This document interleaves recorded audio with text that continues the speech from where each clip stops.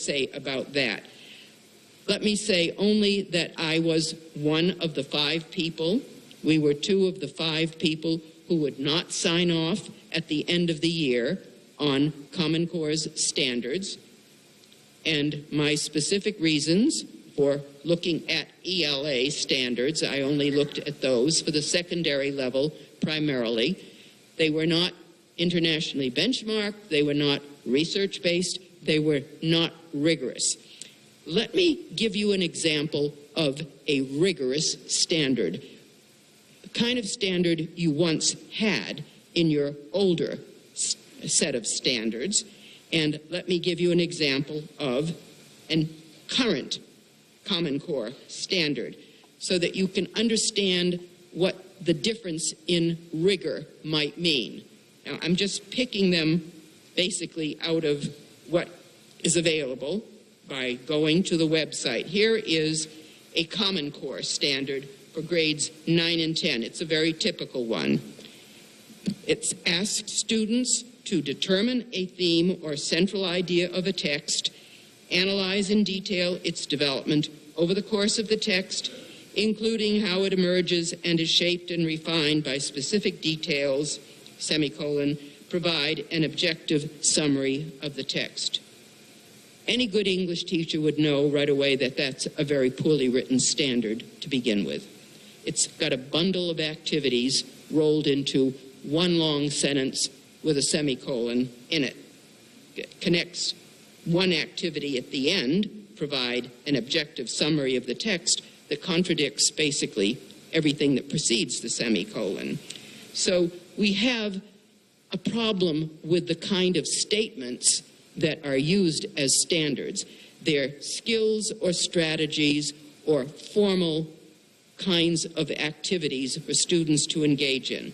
Now let me read a couple of standards that were in your grades 11, 12, older document that was dumped for statements like that.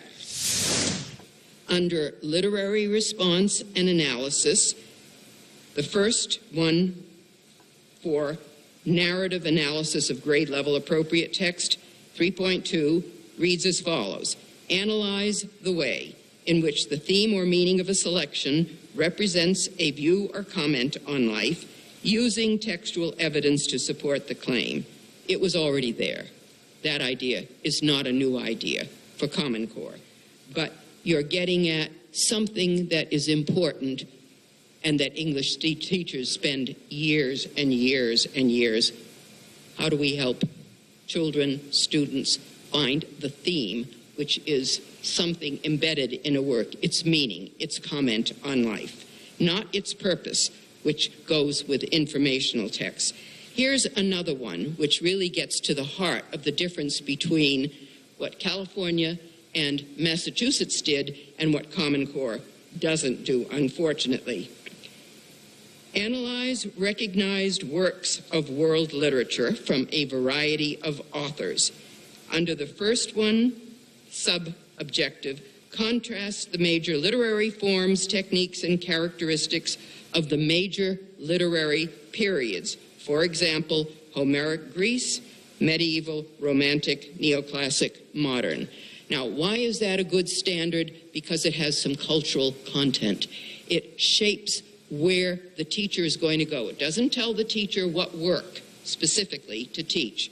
The teacher can use the Iliad, the Odyssey, or find other appropriate plays or tragedies from that period of time.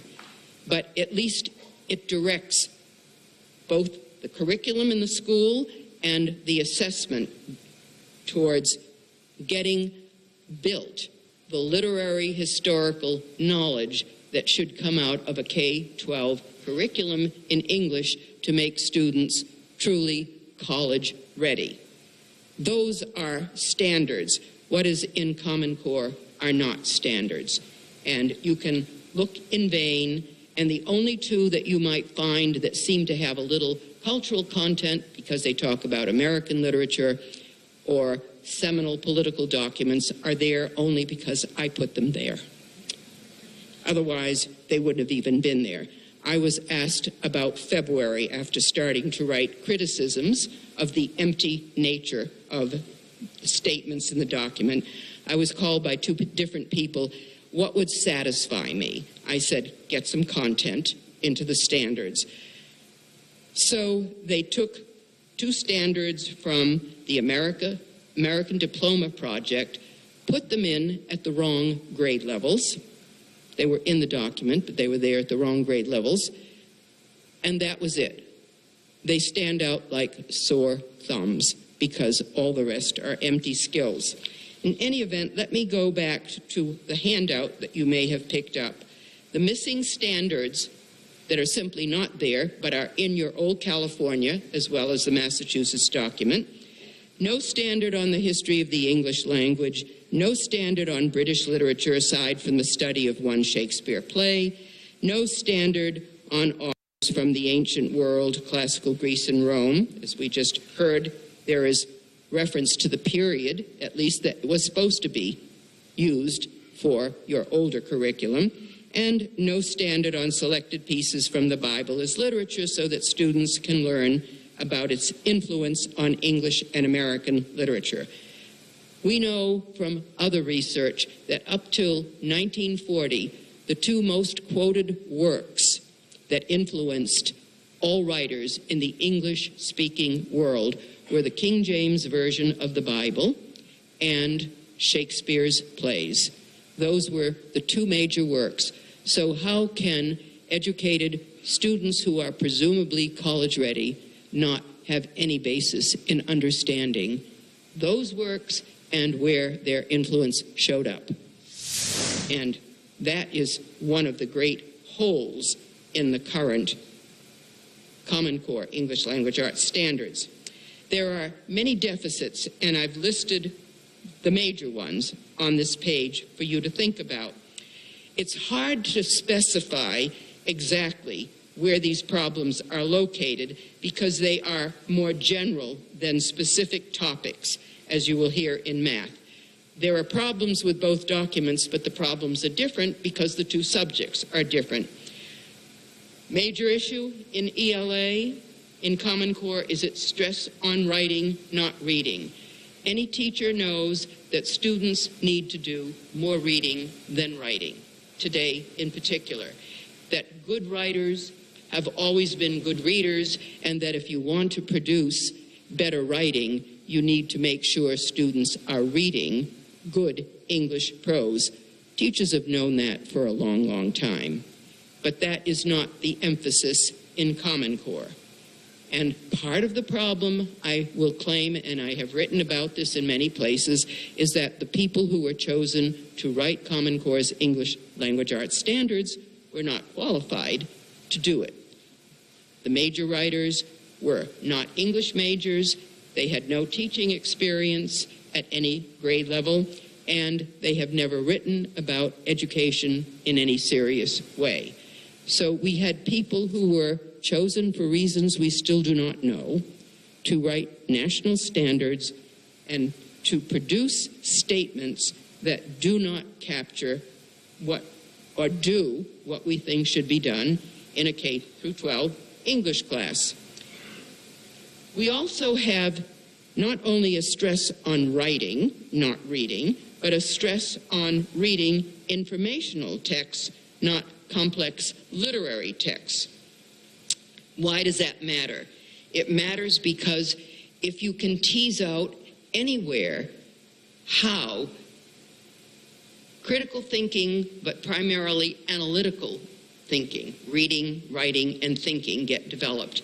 They get developed in English classes when English teachers use complex literary works and show kids how to read between the lines. That is the basic development of analytical reading. And if you reduce complex literary texts in your English class, which Common Core does at all grade levels, 50-50 approximately for informational texts, 50% for imaginative literature, you are reducing the opportunities for kids to learn how to read between the lines. Let me give you a quick example of what I mean, because I saw how this worked with a very large group of high school English teachers at an NCTE conference a couple of years ago. Take the very simple poem by Wordsworth, which you may or may not be familiar with, "My heart leaps up when I behold a rainbow in the sky." Third stanza down, it's a very short poem, has a line, "And the child is father to the man." You toss that out to English teachers, which is like tossing out red meat, and you ask them, how would you approach teaching children to interpret that, high school students? And they can go at it for an hour. I watch them. They love it. This is the sort of thing they studied, did in college as English majors.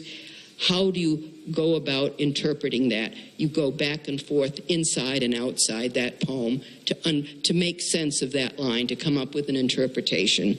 That is the way in which we, so far as we can tell, analytical reading, writing, and reading, thinking become developed.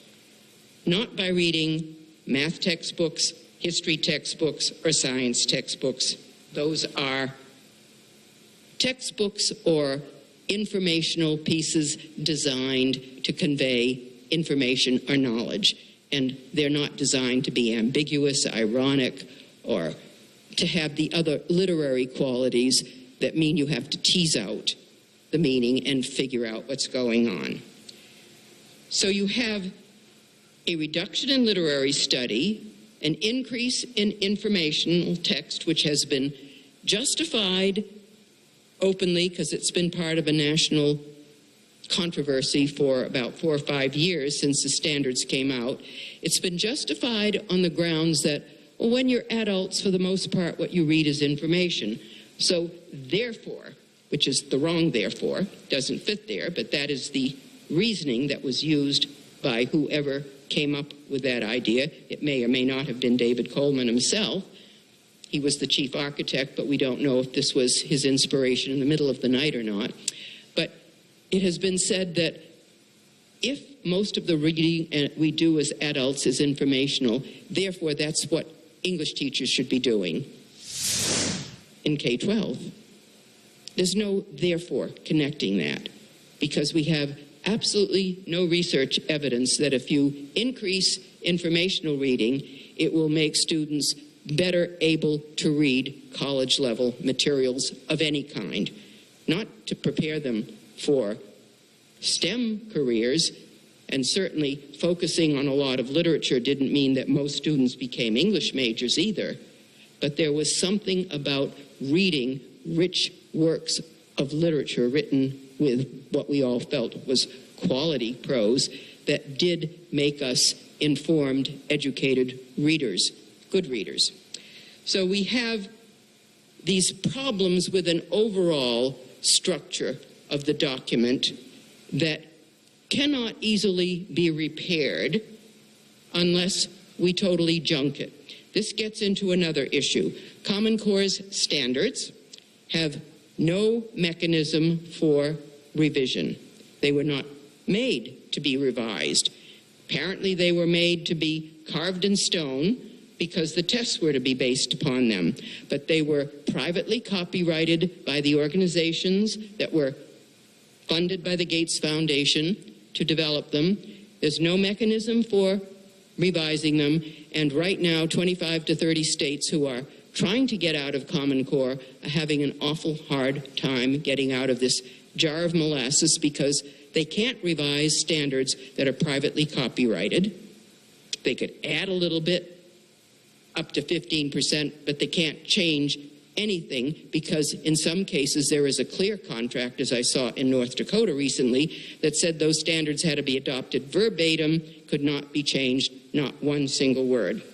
So you have serious issues if you find problems with these standards. There's no way any state can revise them. Even if there's a state law that says that you routinely or in a timely fashion want to revise your state standards because they now have been incorporated as your state standards, but there's no way you can revise them. And most teachers, if they were able to speak freely, would go down to number 6, This is where I'm going to end. These standards